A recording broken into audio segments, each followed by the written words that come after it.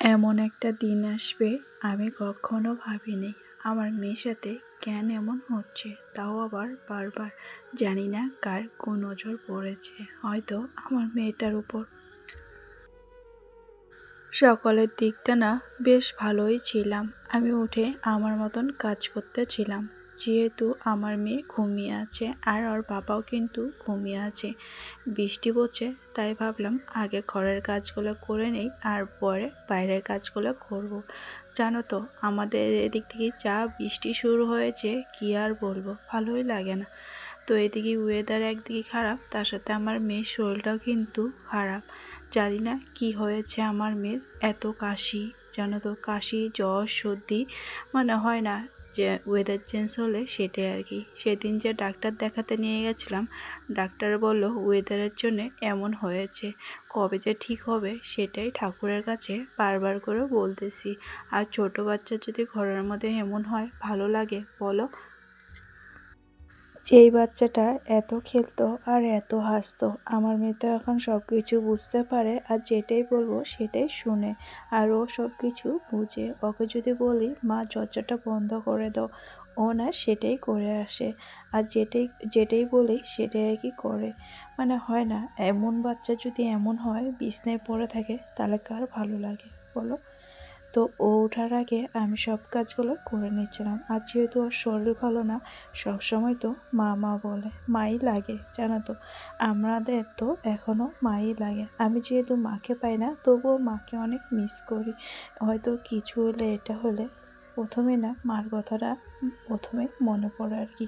তো যাই হোক, আমি তো অনেকবারই মাকে মিস করি। তো এদিকে তো বৃষ্টি, কাপড়ও বাইরে দিতে পারি না, তাই আমার না অনেক কাপড় ঘরের মধ্যে ভিজে আছে। তাই বরকে বললাম রশিটা একটু ভালো করে বেঁধে দাও। তারপর তো রশি যেহেতু বেঁধে দিয়েছে, এদিকে মেয়েও কিন্তু ঘুম থেকে উঠে পড়েছে। ওকে এখন ফ্রেশ করে দিব। ফ্রেশ বলতে হয় না, এই যে মুখ সুখ ধুয়ে দেবো আর কি। আমার মেয়ের যে এত শরীর খারাপ, তাও কিন্তু ও খেলতেছে। মানে আজকে ও ঘুম থেকে ওঠার পর দু একবার কাশি হয়েছে।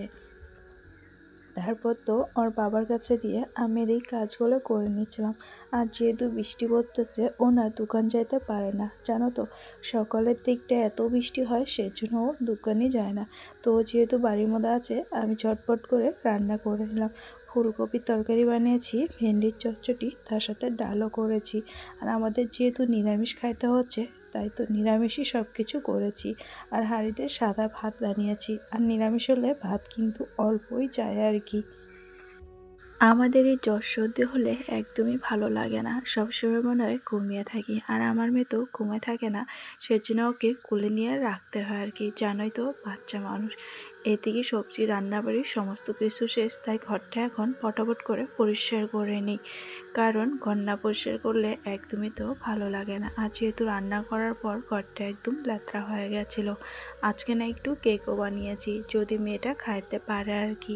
আমার মেয়েটা যেহেতু কেক খায়, তাই ভাবলাম জ্বরের মুখে তো কিছু খায় না, কেকটা যদি খায় আর কি, সেজন্য একটা কেকও বানিয়েছি জানো তো। ভাবলাম এগুলো পরিষ্কার করার পর তারপর ওকে দিয়ে কেক কাটাবো, কারণ ও না কেক কাটতে অনেকটাই ভালোবাসে আর কি। তো এই যে ঠান্ডা হয়েছে, এখন আর কি কেকটা তুলবো আর কি, মানে থালির মধ্যে দিব আর কি।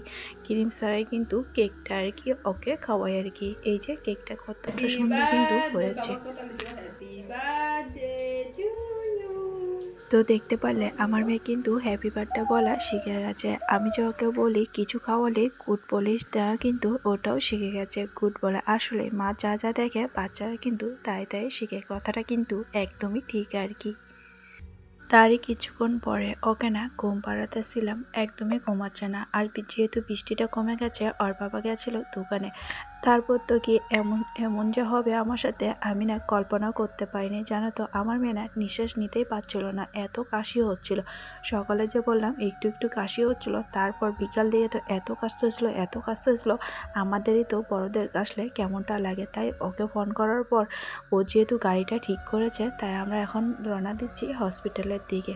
হসপিটাল বলতে বরপেটা মেডিকেল, যেই জায়গার মধ্যে আমার মেয়ে হয়েছে, সেই হসপিটালে কিন্তু নিয়ে এসেছি ওকে। রাত এখন 7টা বাজে। হসপিটাল আমরা পেয়ে রিসিভ কেটে নিলাম।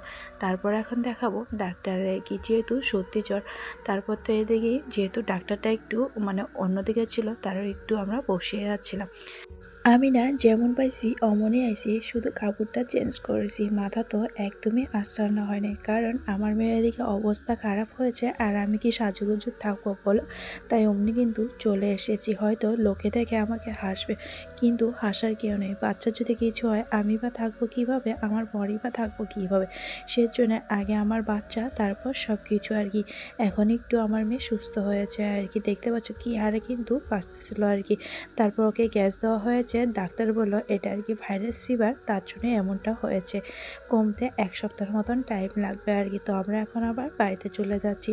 ডাক্তার বললো অত টেনশন নেওয়ার দরকার নেই। আর মা হই টেনশন না নিয়ে বা থাকবো কীভাবে বলো। ডাক্তার যেহেতু বলেই দিয়েছে টেনশনের কোনো ব্যাপার নেই, তাই আমরা বাড়িতে চলে যাচ্ছি। গাড়িও তো আছে, তাই গাড়ি দিয়ে কিন্তু যাচ্ছি। আর আমরা কিন্তু রেডি হয়ে এসেছিলাম, বাইসেসের কোনো লাইসেন্স নেই, তাই আমি তো মনটা একটু এখন ভালো লাগতেছে। আমি তো আমার মেয়েকে এখন খুলে নিয়ে যাচ্ছি, যেহেতু ও কারোগুলো যাইতেছিল না। আর বৃষ্টি যেহেতু পড়েছে, তাই না বাইরেও তো লোকজন নেই, আর হসপিটালে তো লোকজন থাকারই কথা।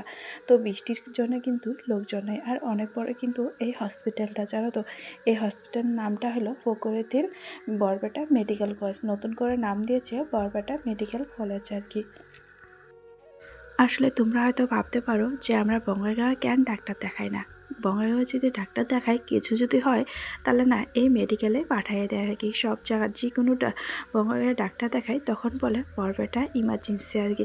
তাই আমরা ওই সব জায়গায় না যেয়ে একদম মেন জায়গার মধ্যে এসেছি, যেন আমার মেয়ে তাড়াতাড়ি যেন সুস্থ হতে পারে আর কি।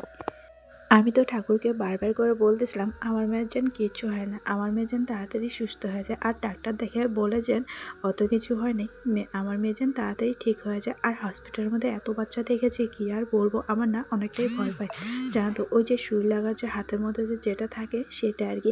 আর এত বাচ্চা দেখি সবটারই হাতের মধ্যে, বাপরে বাপ, আমার তো দেখে পুরো মাথা ঘুরে গেছে।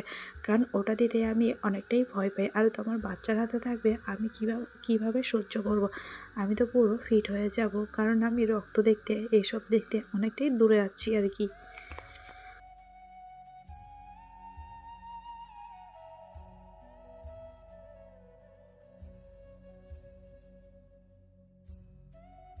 তো আমি তো বলবো তোমাদেরকে, তোমাদের যদি কিছু হয়ে থাকে এই পর্বটা এসো, তোমরা অবশ্যই কিন্তু ভালো হয়ে যাবে। কারণ আমার ডেলিভারিও এই জায়গার মধ্যে হয়েছে, আমি তো একদম পুরো ঠিকঠাক হয়ে গেছি। যতই হোক গভর্নমেন্ট, কিন্তু এই জায়গার মধ্যে কিন্তু পুরো আর কি ঠিক হয়ে রুগী আর কি বার হয়ে যায়। তো এই যে মেডিকেলটা, যেহেতু এটা আমার বড়মশাই ভিডিও করেছে, তাই তোমাদেরকে দেখালাম। তো আজকের মতন ভিডিওটা এই পর্যন্ত শেষ করছি।